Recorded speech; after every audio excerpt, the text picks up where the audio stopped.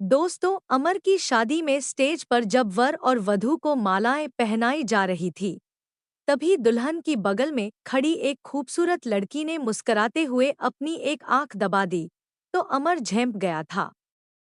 शर्मीला होने के चलते अमर दोबारा उस लड़की को देखने की हिम्मत नहीं जुटा पाया। परंतु शादी के बाद जब विदाई का समय आया, तब वही लड़की चुहलबाजी करते हुए बोली, मुझे अच्छी तरह से पहचान लीजिए जीजाजी। मैं हूँ आपकी साली रागिनी। दीदी को ले जाने के बाद मुझे भूल मत जाइएगा। नहीं भूलूंगा रागिनी। भला साली को भी कोई भूल सकता है, अमर ने धीरे से मुस्कराते हुए कहा।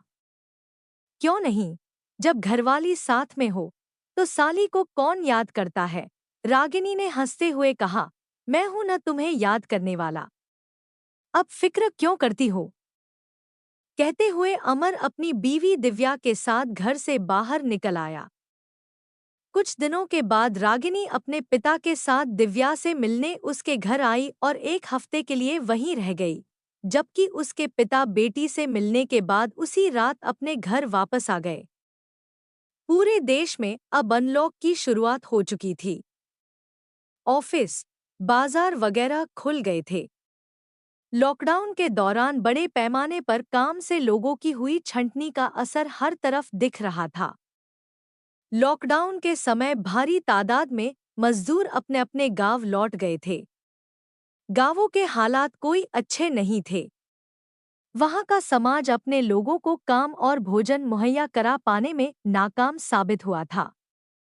लिहाजा मजदूर फिर से वापस शहरों की तरफ रुख कर रहे थे।